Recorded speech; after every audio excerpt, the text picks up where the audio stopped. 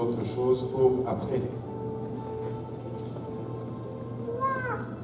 2 Corinthiens 10.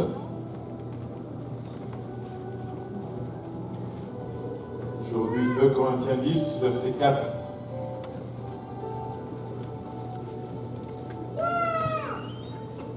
Alléluia. Si vous l'avez trouvé, dites Amen. Amen. Et si vous ne l'avez pas trouvé, dites j'arrive. Bon, on a le quorum. Sinon, vous pouvez tout simplement suivre à l'écran. La Bible nous dit ceci, car les armes avec lesquelles nous combattons ne sont pas charnelles,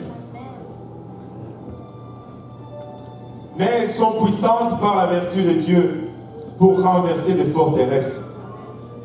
Nous renversons les raisonnements et toute hauteur qui s'élève contre la connaissance de Dieu. Et nous amenons toute pensée captive à l'obéissance de Christ. Nous sommes prêts aussi à punir toutes les obéissances lorsque votre obéissance sera complète. Est-ce qu'on peut le relire ensemble à haute voix? 2 Corinthiens 10, 4. Car les armes avec lesquelles nous combattons ne sont pas charnelles, mais elles sont puissantes par la vertu de Dieu pour renverser les forteresses. Nous renversons les raisonnements et toute hauteur qui s'élève contre la connaissance de Dieu, et nous amenons toute pensée captive à l'obéissance de Christ. Nous sommes prêts aussi à punir toutes les obéissances lorsque votre obéissance sera complète. Prions tous ensemble. Père Céleste, nous te rendons grâce encore une fois, Papa, pour ton amour, ta bonté et ta fidélité. Nous te remercions, Éternel, pour le privilège, encore une fois, que nous avons de nous réunir ensemble, Papa, dans ta présence. Nous te remercions, Papa, pour cette présence que nous ressentons en ces lieux en ce moment, Seigneur. Merci pour la croix qui rend tout ceci disponible pour nous, Papa. Rend tout ceci accessible pour nous, Père. Lorsque nous nous avançons pour sonder tes Écritures, Seigneur Jésus-Christ, nous réalisons une chose, c'est que nous sommes des hommes charnels, des hommes naturels, pour qui les choses de l'Esprit sont folie, Seigneur, et nous ne pouvons pas les saisir de nous-mêmes. C'est pourquoi nous avons besoin de ton aide. Te prions ainsi que tu nous fasses don de ton onction. Oins-moi afin que je puisse apporter cette parole sans crainte, ni faveur, ni hésitation. Oins-nous tous ensemble, Seigneur Jésus-Christ, afin que cette parole puisse trouver une place dans nos cœurs, où elle va germer, produire de fruits, et que ce fruit nous conduise jusque dans la vie éternelle. Et c'est au nom de Jésus que nous te prions ainsi. Nous disons tous au nom de Jésus. Donc, juste avant de vous asseoir, si vous pouvez poser vos Bibles et battre vos mains pour le Seigneur.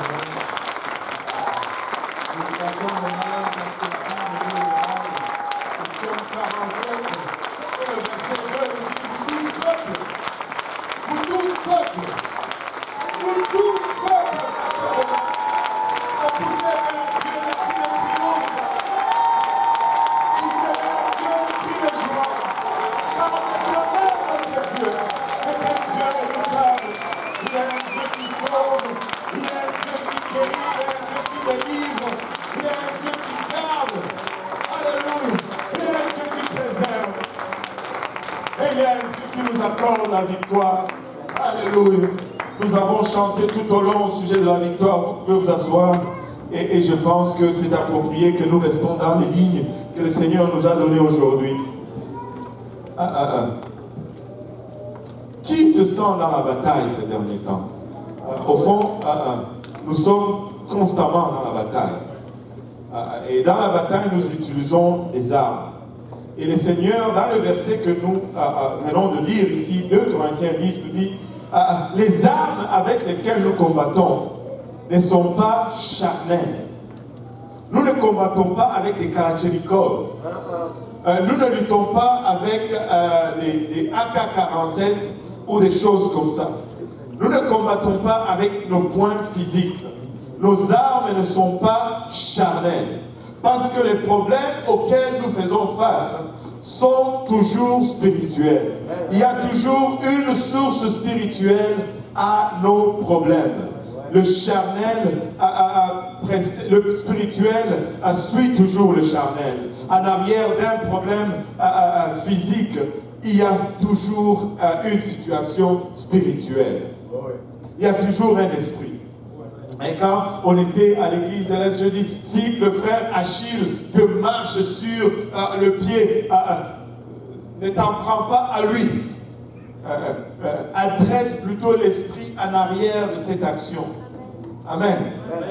C'est pourquoi lorsque nous essayons de résoudre nos problèmes, ou nos conflits, ou nos situations par la façon charnelle, nous créons toujours plus de problèmes.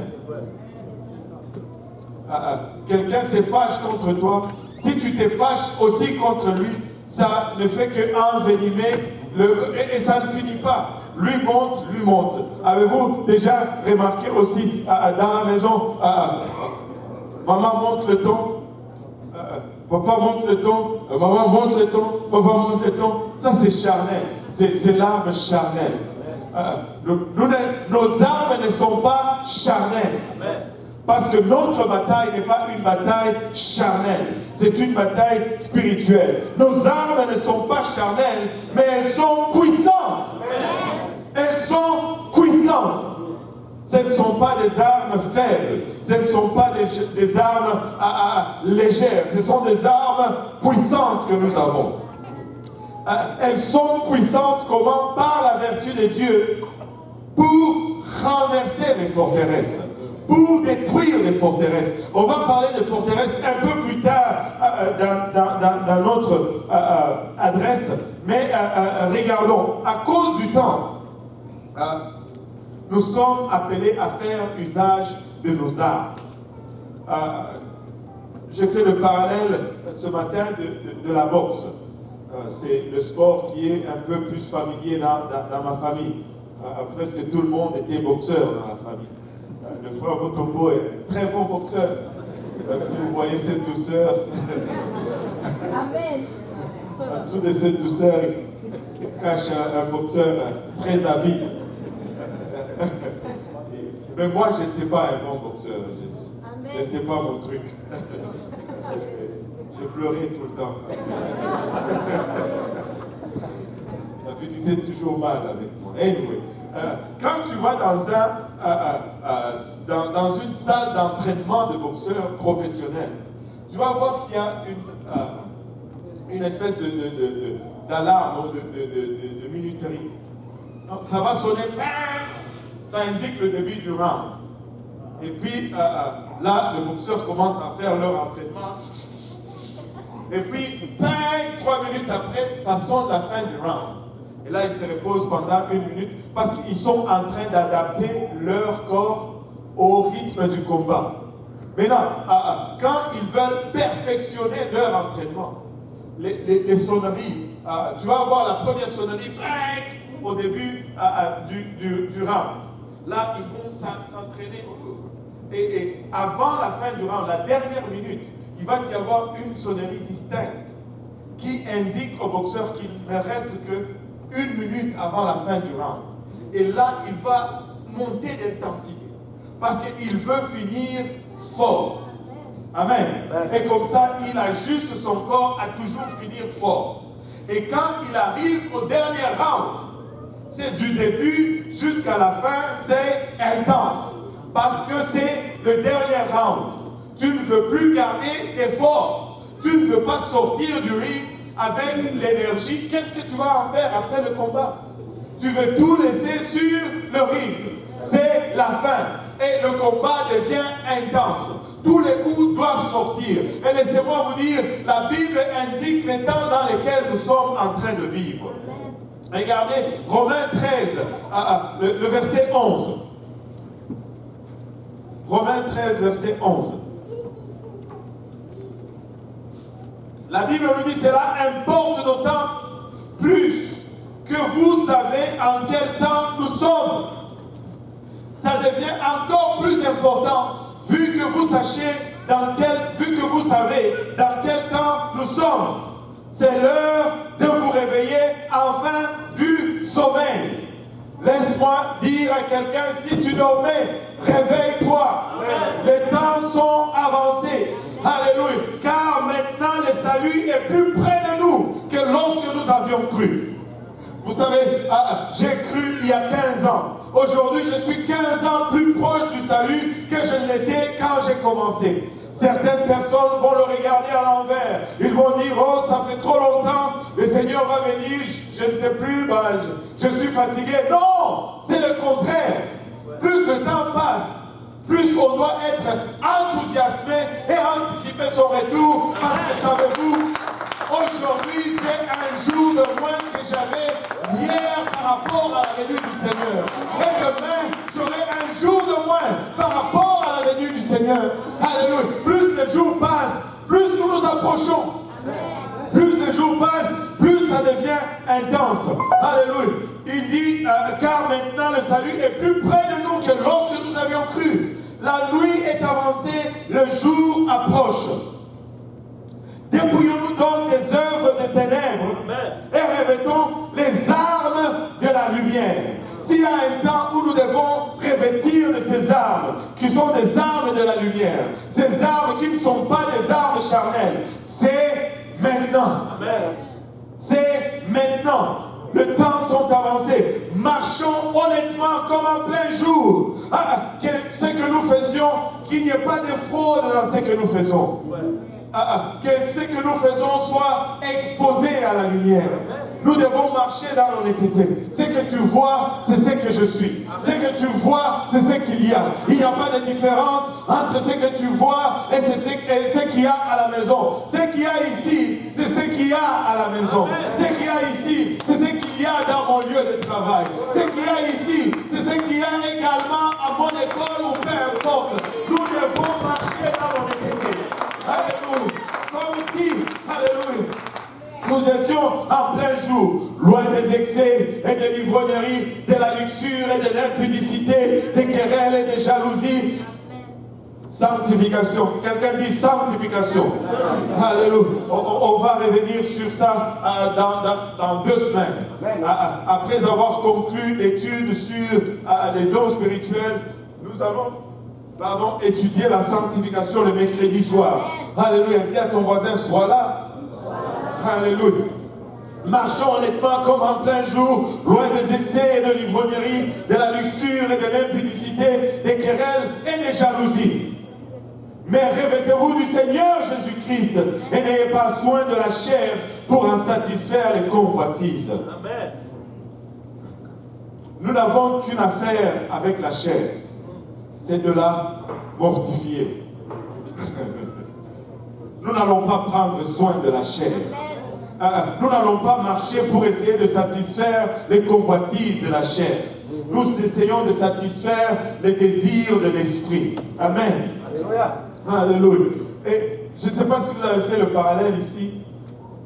Au verset 12, il dit, dépouillons-nous donc des œuvres des ténèbres et revêtons les armes de la lumière. Et au verset 14, il dit, mais revêtez-vous du Seigneur Jésus-Christ. Alléluia. Il est notre arme secrète qui n'est pas tellement un secret. Amen. Alléluia. Avec Jésus, nous avons la victoire. Amen. Il est l'Éternel des Lumières. Amen. Alléluia. Il est notre arme des Lumières.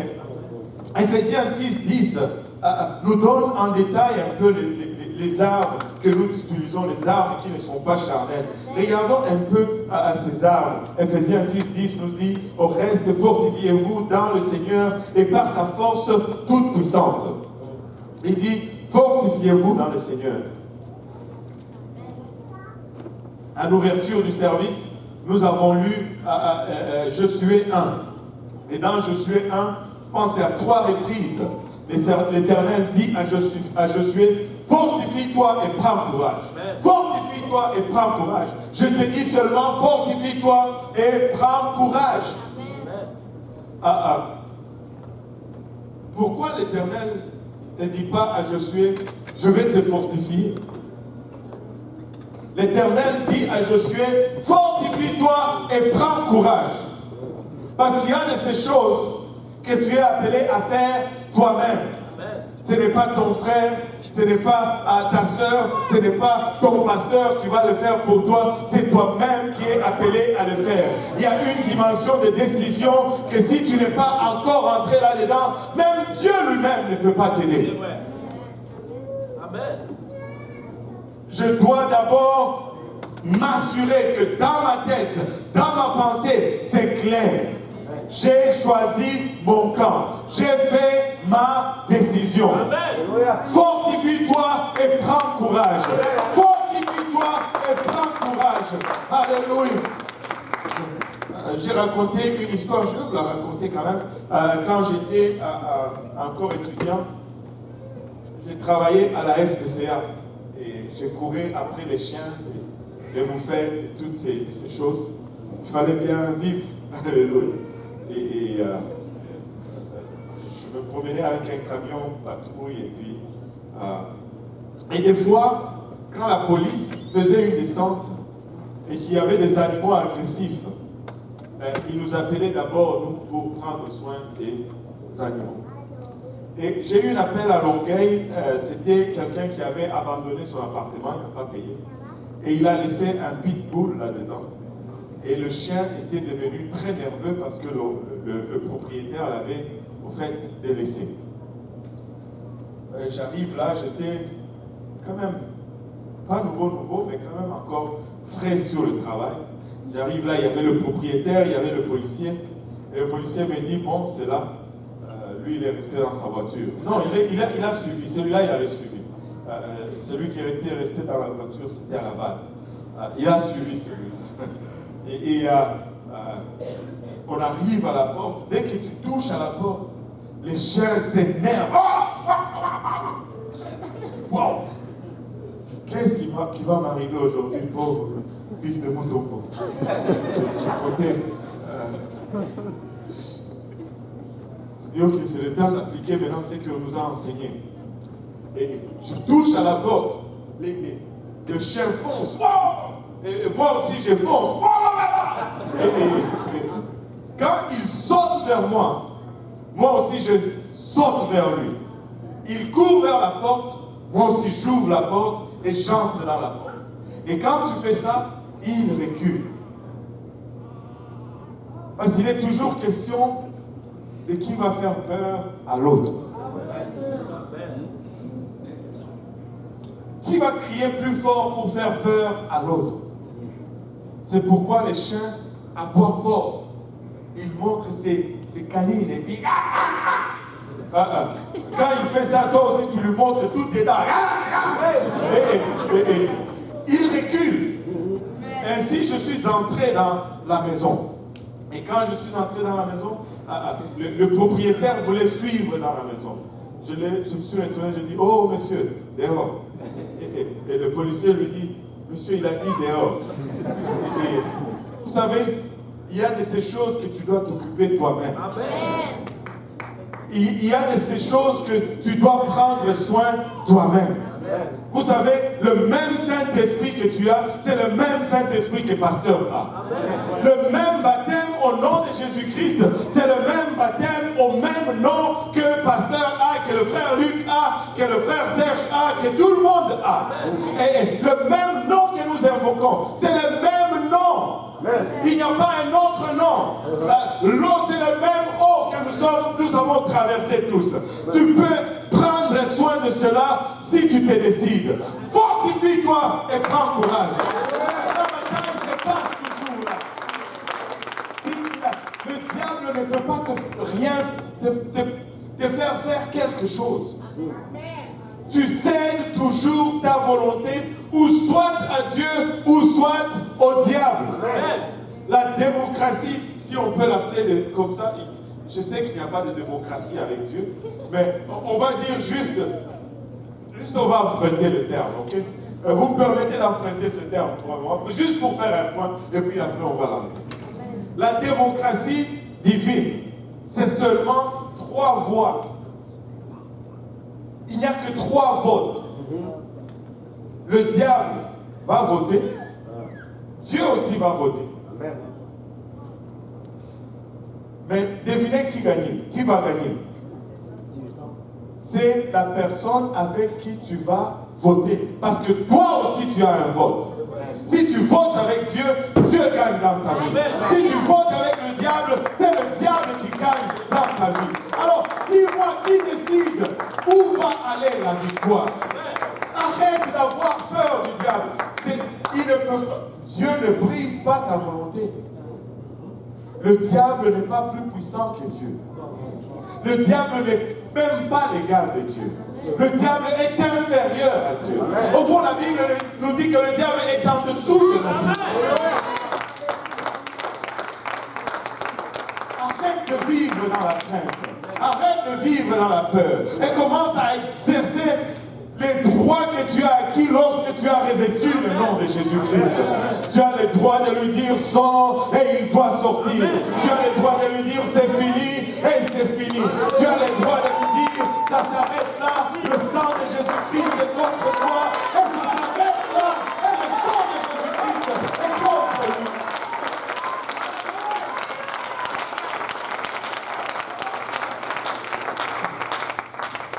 Il dit, au reste, fortifiez-vous, fortifie-toi, alléluia, fortifie-toi, au reste, fortifiez-vous dans le Seigneur et par sa force toute puissante.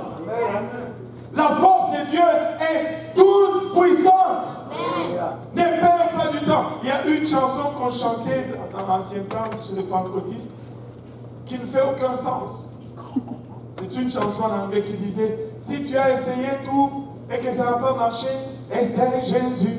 Si tu as tout essayé et que ça n'a pas marché, essaye Jésus. J'ai dit non, 1000 fois non. N'essaye rien. Ne perds pas ton temps à essayer autre chose. Essaye Jésus en partant. Essaye Jésus en partant. Et ça va marcher. Pourquoi passer le temps à essayer autre chose? Va directement à Jésus. Essaye Jésus. Et ça va marcher. Ça marche avec Jésus-Christ. Alléluia. Regardez, il dit, revêtez-vous de toutes les armes de Dieu. Ephésiens 6, 11.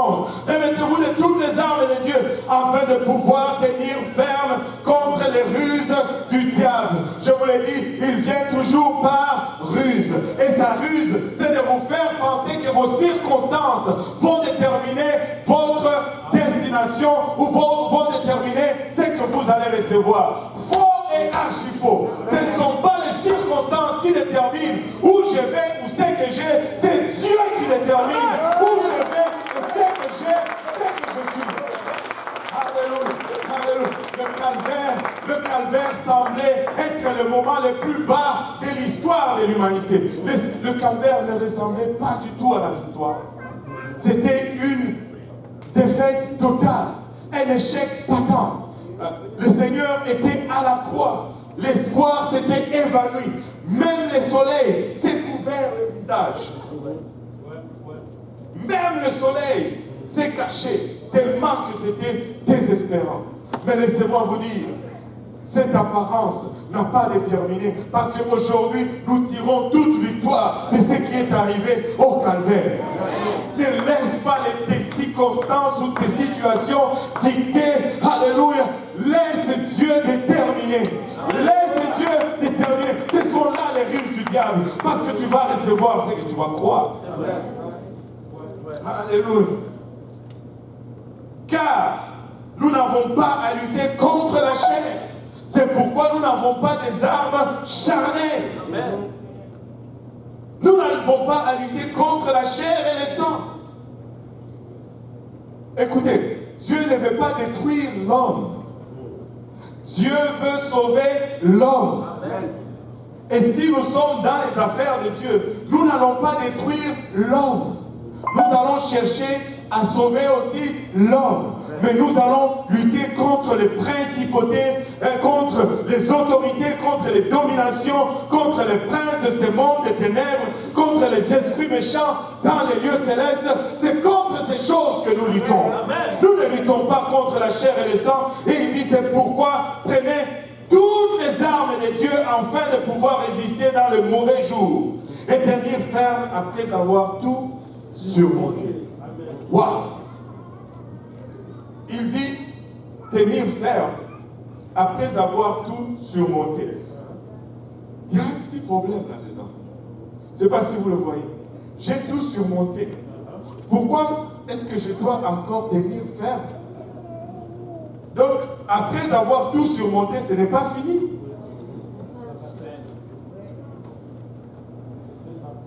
Avez-vous déjà eu l'impression que juste après une bataille, il y a une autre qui vient? Juste après avoir résolu un problème, il y a un autre. Juste après avoir chassé un démon, un autre commence encore à te déranger. En ce temps-là, qu'est-ce que tu fais? Tu tiens ferme. Après avoir surmonté, tu tiens ferme. Dans le nom de Jésus. Dans le nom de Jésus. Alléluia. Tu tiens ferme. Parce que nous allons aller de bataille en bataille. Parce que nous irons de victoire en victoire et en victoire. Et avant chaque victoire, il y a une bataille qui précède. Si tu élimines la bataille, tu élimines également la victoire. Alléluia. La bataille n'est pas pour te détruire. La bataille, c'est juste pour te montrer d'un niveau à un niveau supérieur dans le Seigneur. Alléluia. C'est pourquoi prenez toutes les armes de Dieu afin de pouvoir résister dans les mauvais jours. Les mauvais jours. Mais nous sommes l'église de Dieu. Mais nous sommes les bien-aimés. Qu'est-ce que les mauvais jours vont avoir? Il est en train d'écrire à l'église qui est à Éphèse. Il n'écrit pas aux païens. La Bible nous dit le malheur atteint souvent les justes. Mais il y a de mauvais jours, mais nous avons un bon Dieu. Alléluia. Et sa bonté éclipse comment on dit la mauvaise idée, ou je ne sais pas. Quelqu'un de la France et de moi. Le malheur, ok. Sa bonté éclipse le malheur du mauvais jour. Sa bonté brille plus fort que le plus mauvais des jours. Juste une goutte de la bonté de Dieu. Alléluia. C'est assez pour apporter la lumière dans le plus mauvais jour que tu aies connu. Alléluia. Sa bonté sur partout. Alléluia. Il dit, tenez donc ferme. Alléluia. Regarde ton voisin et lui, tiens ferme. Ne lâche pas. Tiens ferme. Swing. Écoute. Ne passe pas ton temps à pleurer. Amen. Le diable n'a pas de compassion. Il y a des moments où tu dois juste te fâcher. Amen. Il y a des moments où tu dois juste chercher une excuse pour se battre. Est-ce qu'on a des gens qui aiment la bagarre?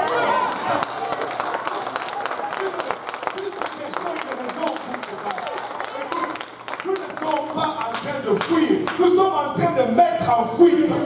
Nous ne sommes pas en train d'être chassés. Nous sommes en train de chasser. Agissez donc.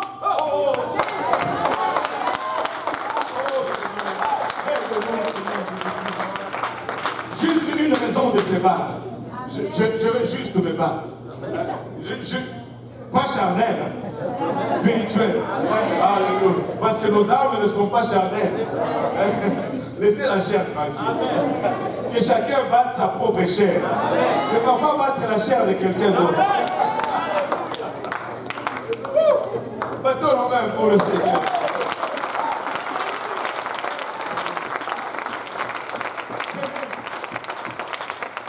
Tenez donc ferme. Il commence. Ayez à vos reins la vérité pour ceinture. La toute première arme qu'il nous donne, c'est la vérité. Parce que sans la vérité, vous êtes perdus. Si vous n'êtes pas dans la vérité, vous avez déjà perdu.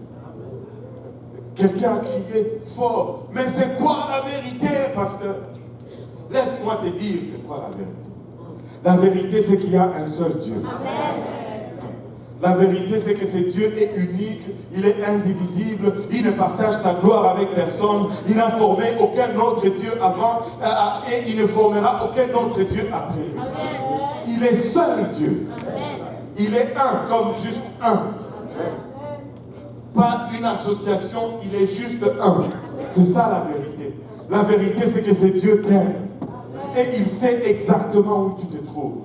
Au fait, il a anticipé même avant que tu ne te retrouves là où tu t'es retrouvé. Il est allé en avant que tu n'y arrives, il y était déjà. C'est pourquoi il est le même hier, aujourd'hui et éternellement.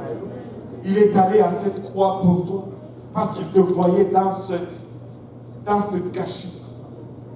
La vérité, c'est qu'il est allé à la croix et il a pris ta place. La vérité, c'est que même si tu étais seul sur la face de cette terre, il allait venir et mourir juste pour toi. Parce que c'est autant qu'il t'aime. La vérité, c'est qu'il n'est pas seulement mort, il a été enseveli. Et la vérité, c'est que le troisième jour, Amen. au lieu de la mort, la tombe a été ouverte. Je me suis toujours dit, mais pourquoi il a ouvert cette tombe? Il n'avait pas besoin de l'ouvrir. Parce qu'il avait un corps glorifié. Il pouvait juste sortir à travers la terre.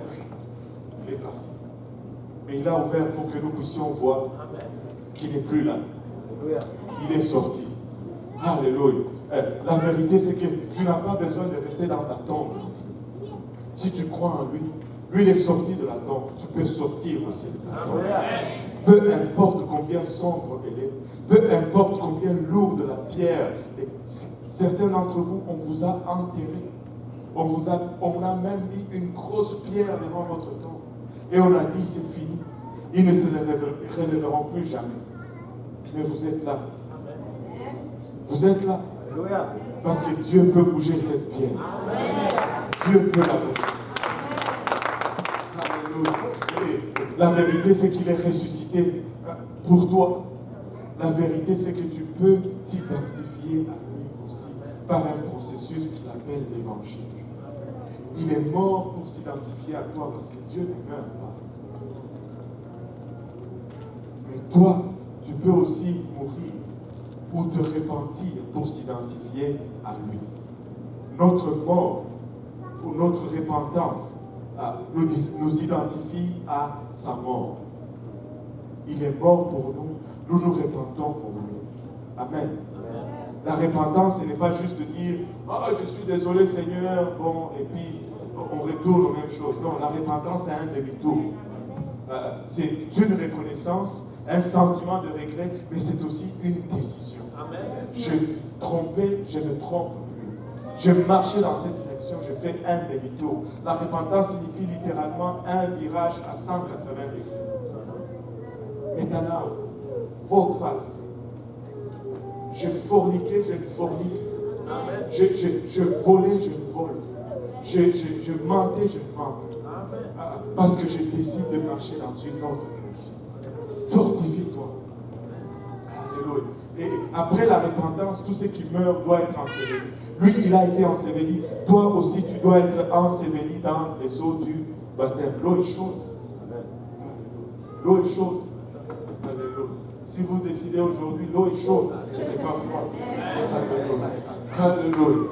Et vous vous faites ensevelir dans le nom de Jésus-Christ pour le pardon de vos péchés. Lui a été enseveli pour toi, mais toi aussi tu es enseveli pour lui. Et quand tu sors de cette eau, ou des fois même avant, tu reçois le baptême du Saint-Esprit, tu ressuscites avec Christ dans une nouveauté de vie. Christ est mort pour toi, tu te répands pour lui. Christ a été enseveli pour toi, tu te fais baptiser, comme Romains 6 nous dit, nous sommes ensevelis avec lui par le moyen du baptême. Et Christ est ressuscité, toi tu reçois aussi le baptême du Saint-Esprit, avec l'évidence de parler en langue, comme l'Esprit te donne le texte. C'est ça l'évangile, 1 Corinthiens 15. Et c'est ça qui sauve en passant. Ce n'est pas je crois, blablabla. Le diable aussi croit. Mais notre croyance doit produire des œuvres. Et les œuvres, c'est l'obéissance à l'évangile. Et puis nous commençons à marcher dans la sanctification par la suite. Alléluia. Ça, c'est juste une parenthèse. Amen. Maintenant, regardez ceci. Ça, c'est la vérité. Mais quand j'étudiais cela, il y a autre chose qui m'a frappé. Parce qu'il dit ayez à vos reins la vérité pour ceinture. Je crois que ça ne se limite pas seulement à la vérité biblique. Ça se rapporte aussi à la vérité qui sort de nos bouches. Je dois dire toujours la vérité. Amen. Parce que le contraire de la vérité, si je ne dis pas la vérité, je dis le mensonge. Et la dernière fois que j'ai vérifié, c'est le diable qui est le père de mensonge. Donc, non seulement j'apprends la vérité, mais je vis dans la vérité. Je déclare la vérité. Un enfant de Dieu dit la vérité. Savez-vous que dire la vérité te protège? Dire la vérité te protège toujours. Je me rappelle une fois, on était à Vancouver, on était allé pour visiter la compagnie Boeing quand on était à l'école. On est arrivé au motel étudiant, je me rappelle plus comment ça s'appelle. Et dans la salle, il y avait une salle de jeu, il y avait une table de billard. Et puis, malin comme nous étions, et étudiants paumés comme nous étions également, ils ont dit on va jouer au billard. Mais vu qu'il fallait payer pour chaque jeu, bon, nous avons payé pour un jeu, et nous avons pris des feuilles de papier, nous avons mis dans les trous pour que les boules ne rentrent pas, et que nous ayons fait comme ça, nous allons jouer encore et encore et encore. Mais c'était interdit parce qu'il y avait une feuille qui était écrite, parce que cette place veut faire aussi de l'argent avec leur table. On était là, on a mis des feuilles, on a commencé à jouer. Moi, je suis nul dans ces trucs-là, donc au premier jeu, j'étais dehors. Et après, un autre est venu par après. Il a commencé à jouer, mais le responsable est venu tout de suite. Il dit, oh, qu'est-ce que vous faites? Je vous prends en flagrant délit, amende, c'était, je ne sais pas, $75. Mais le pauvre monsieur qui était entré dans le jeu en deuxième, il n'était même pas là quand on avait mis les feuilles. Et vu que moi, je ne jouais pas, c'était eux qui étaient pris. Je pouvais garder silence et m'en sortir. Oh, que c'est tentant, n'est-ce pas? Là, tout le monde te regarde. Qu'est-ce que tu as fait, pasteur? Je n'étais pas encore pasteur, ok? Et j'étais là, et l'autre dit, non, je n'ai pas mis de feuilles là-dedans. Et puis après, j'ai tapé sur l'épaule du responsable du gérant. Il me dit, ben, en fait, si tu veux quelqu'un, c'est moi. Donne-moi la marque, parce que donne-moi à moi et à lui, parce que nous étions ceux qui ont joué. Il est venu après, c'est qui dit c'est vrai. Il est venu après, et bon, si tu veux punir quelqu'un, punis-moi. Et le gérant était figé. Il dit, ok, bon, je vais laisser cette fois parce que tu as vraiment été sincère. La vérité te protège. La vérité te protège. Si je m'étais tué, j'allais prendre la colère de ce type pour le restant de ma vie. Mais la vérité, nous devons dire la vérité. Quand tu dis la vérité, tu te protèges. Des fois, tu subis. Mais si tu l'as mérité, c'est correct. Ce n'est que le salaire de ce que tu as fait. Amen. Donc, même s'il m'avait donné une amende, je serais quand même sorti victorieux parce que j'allais avoir la conscience la plus tranquille que je puisse. Et un sentiment de satisfaction très profond. Il dit, ayez à vos reins la vérité pour ceinture. Revêtez la cuirasse de la justice. Nous devons toujours agir avec justice. Tu sais, quand tu agis avec justice, tu accumules des pardons pour toi.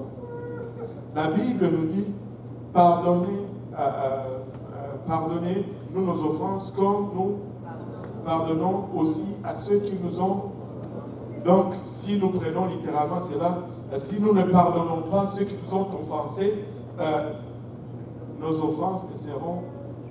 Mais là, qui n'en a pas sur la liste ici? Oh, heureusement que j'ai une communication honnête. Agis avec justice. Agis avec justice, c'est des réserves que tu mets dans ta banque pour le jour où ça va. Agis avec justice. Mettez pour chaussures à vos pieds le zèle que donne l'évangile de paix. Si tu as reçu l'évangile, tes pieds vont commencer à te démanger. Tu ne peux pas rester à une place. Tu veux aller partout et le raconter. Tu ne peux pas recevoir l'évangile et garder silence. C'est impossible. L'évangile met en toi un zèle qui te pousse à gauche, à droite. C'est pourquoi c'est au pied que ça s'adresse. Parce que tu vas te déplacer ça et là pour apporter cet évangile. Oh, alléluia. Que j'aime ceux qui ont reçu l'évangile. Et ils deviennent zélés. Ils deviennent excités pour les études bibliques. Alléluia. Il y a une étude biblique là-bas, tu les vois. Parce qu'ils ont revêtu les ailes, alléluia, qui donnent l'évangile à leurs pieds. Amen. Alléluia. On va accélérer un peu. Prenez par-dessus tout cela, alléluia, le bouclier de la foi avec lequel vous pourrez éteindre tous les traits enflammés du malin. Écoutez, la foi, c'est notre bouclier contre les ruses de l'ennemi. Si nous mettons notre foi en Dieu, peu importe ce que l'ennemi va lancer vers nous pour manipuler notre pensée et lui donner accès, nous allons pouvoir résister. Il dit, c'est notre bouclier pour éteindre les traits enflammés du malin. Les traits enflammés, ce sont des petites flèches qu'il s'est lancées dans le temps, qui n'était pas destiné à tuer quelqu'un, mais qui était destiné à brûler son bouclier. Parce qu'ils avaient des boucliers en bois. Avant de lancer les vrais javelots qui tuent, ils lançaient d'abord les dards enflammés. Et quand la flamme traînait dans le bouclier brûlait et il était inefficace. Et après cela, on pouvait faire maintenant l'assaut avec les vraies lances meurtrières. Écoute, si vous lisez votre Bible, tous les attaques du diable sont qualifiées des dards enflammés. Ce n'est pas pour te tuer. Si tu gardes ta foi, si tu gardes ton bouclier, tu vas pouvoir éteindre toutes ces fléchettes enflammées. Aie foi en Dieu. Ne te fie pas aux circonstances.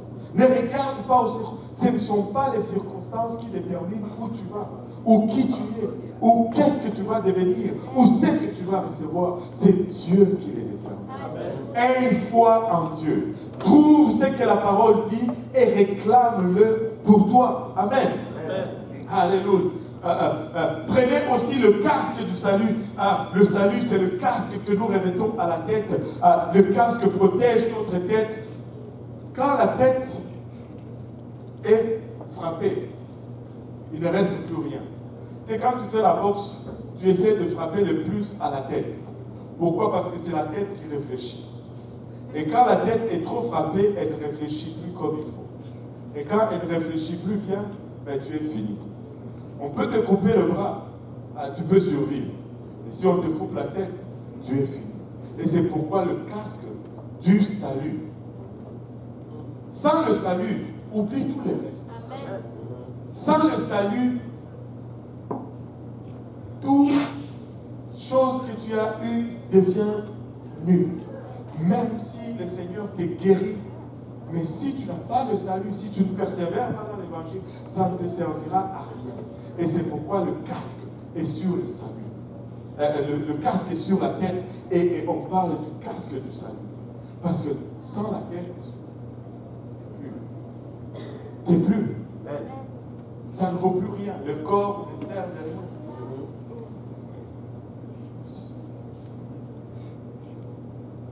Le salut. Si nous manquons tout, ne manquons pas le salut. Nous pouvons manquer toute autre chose. Mais quand la trompette sonne, il faut que je monte. Il faut que je monte. Je le dis toujours de cette façon. Même si j'ai vécu la vie la plus misérable, même si j'ai vécu la vie la plus atroce, mais en ce jour-là, lorsque la trompette sonne et que je rentre dans la gloire de mon Dieu, ces jours misérables seraient le seul enfer que j'aurais vécu dans toute ma vie. Mais si j'ai vécu la meilleure vie la plus possible et que la trompette sonne et que j'aille à l'enfer, mes jours misérables ici sur terre serait le seul ciel que j'aurais vécu dans toute mon existence. C'est incomparable. Tu ne peux même pas mettre cela dans la balance. Prenez tout et donnez-moi Jésus. Amen.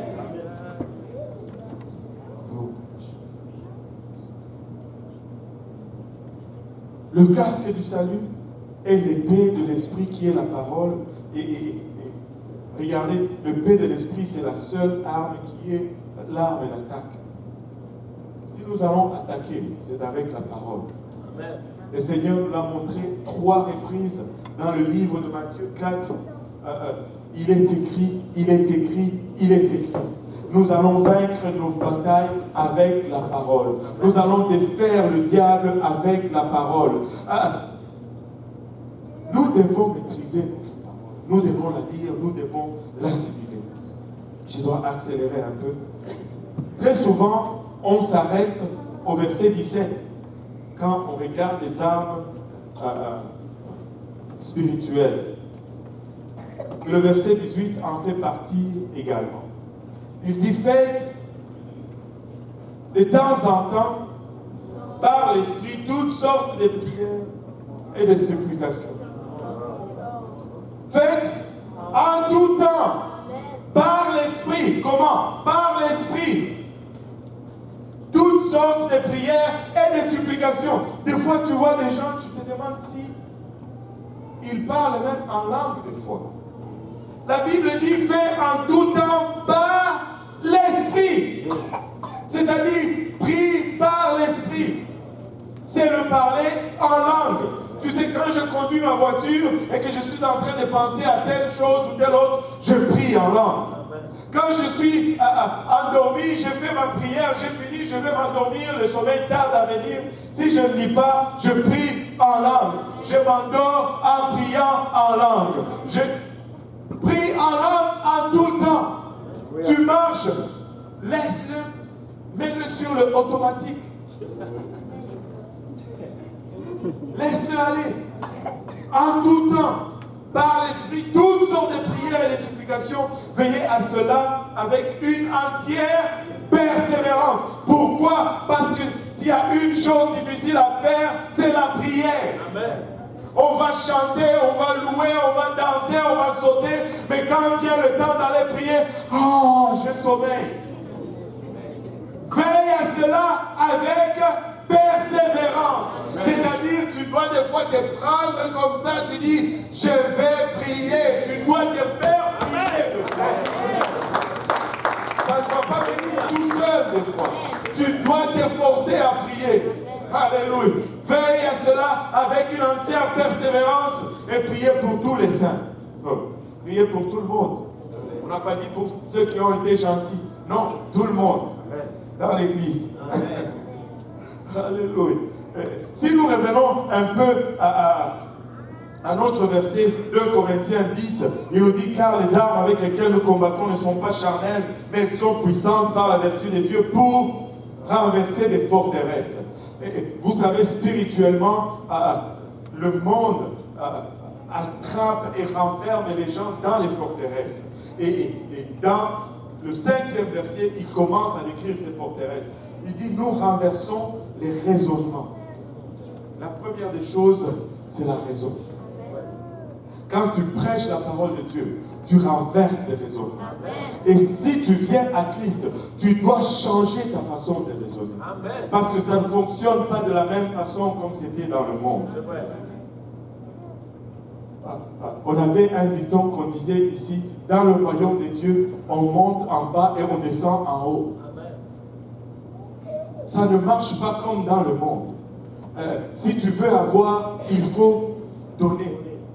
Et dans le monde, on dit, si tu peux avoir, tu retiens tout. Dans le monde, si tu veux être grand, tu t'élèves sur tout le monde, tu les marches sur la tête, sur les pieds, sur le dos, tu leur manges la laine sur le dos et tout. Mais dans le royaume de Dieu, si tu veux être élevé, il faut que tu te rabaisses. Et il faut que tu sers. nous devons changer le raisonnement. Le raisonnement doit être inversé.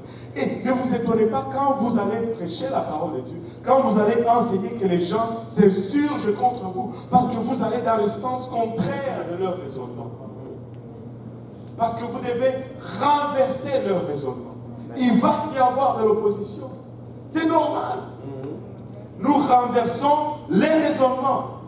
Et tout auteur qui s'élève contre la connaissance de Dieu, et tout est Dieu. Tout est Dieu. Il y a des milliers et des milliers de dieux. Jusqu'à ce qu'il y a des gens qui disent qu'eux aussi, ils sont Dieu. J'avais quelqu'un qui était à la maison qui nous parlait d'une de ses amies qui croyait dans toutes choses. Ah, nous sommes tous des dieux, blablabla et tout. C'est quoi cette affaire?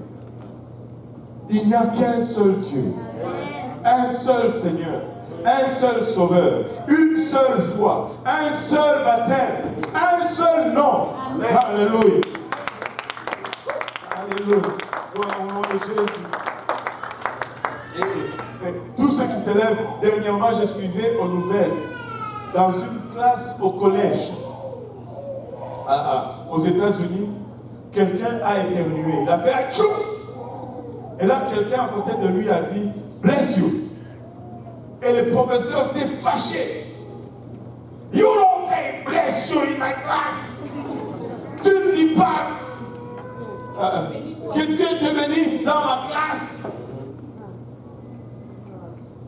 Et il a sorti une liste de règlements. Et au 6e règle, c'était écrit, tu ne peux pas dire bless you in my class. Non seulement Dieu, mais tout ce qui s'apparente à Dieu doit être effacé. Ce sont des zones ce sont des zones de guerre qu'on appelle l'école. Une fois, c'était des lieux où la moralité était élevée, mais aujourd'hui, ce sont des lieux où on détruit la moralité. C'est pourquoi nous devons prier pour nos enfants quand ils vont dans ces lieux. Et c'est ce que nous allons faire. Alléluia. Ils enseignent toutes sortes de perversions et que Dieu nous aide. Et nous amenons toute pensée captive à l'obéissance de Christ. Les pensées. Laissez-moi vous dire ceci. Des fois, je prends ma propre main et je me la mets sur le front et je dis, je prie au nom de Jésus-Christ, j'amène toutes mes pensées captives à l'obéissance de Christ. Avez-vous déjà, des fois, la pensée t'échappe? Des fois, elle va à gauche. Oui, mais hey, wow, qu'est-ce qui ne va pas? Va de ce côté-ci. Je ne veux pas penser à ça. Des fois, tu dois appliquer le sang de Jésus-Christ toi-même sur tes pensées. Écoute, tu imposes ta main sur toi. Tu as reçu le Saint-Esprit. Tu portes le nom de Jésus-Christ. Impose ta main sur toi et dis, j'amène mes pensées captives à l'obéissance de Christ. Parce que s'il te bat dans les pensées, tu as perdu la bataille. Tu as perdu la bataille. Les armes avec lesquelles nous combattons ne sont pas charnelles. Nous n'avons pas une bataille charnelle. Notre bataille est spirituelle. Mais laissez-moi vous dire une chose. Nous sommes vainqueurs. Si nous tenons ferme, nous ne sommes pas vainqueurs. Nous sommes plus que vainqueurs. Si nous pouvons nous lever tous ensemble, regarde ton voisin et dis-lui, tu es plus que vainqueur. Pouvons-nous battre nos mains pour le Seigneur?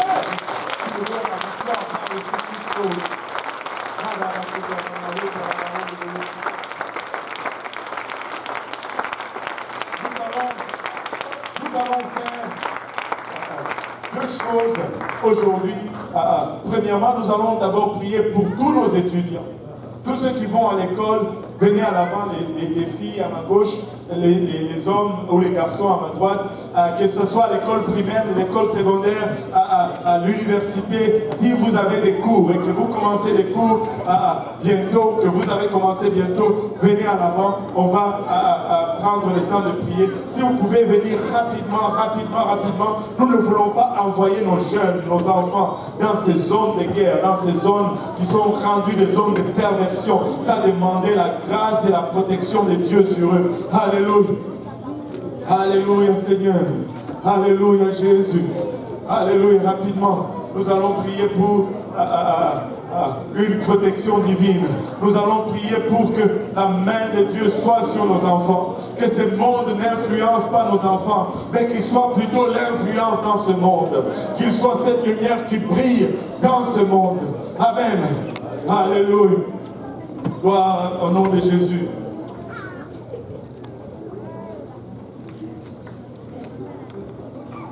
Alléluia Seigneur. Alléluia. Rapidement, le reste de la congrégation, nous allons nous lever et nous allons étendre la main sur tout. Wow. On va avoir une église intelligente. Ces gens qui vont à l'école. Alléluia. On va étendre nos mains, alléluia, vers tous ces étudiants et nous allons prier la protection de Dieu sur eux pour cette année scolaire. Nous allons prier la réussite de Dieu sur eux. Cela ne veut pas dire, étudiants, que vous n'allez pas avoir besoin de lire et de préparer vos leçons et de faire vos devoirs. Nous prions pour la réussite, mais vous devez faire votre part. Amen. Alléluia. En élevant nos voix et en étendant nos mains tous ensemble, Seigneur Jésus-Christ, nous prions éternel, il a Alléluia. Et venons plaider ton sang, Seigneur. Nous plaidons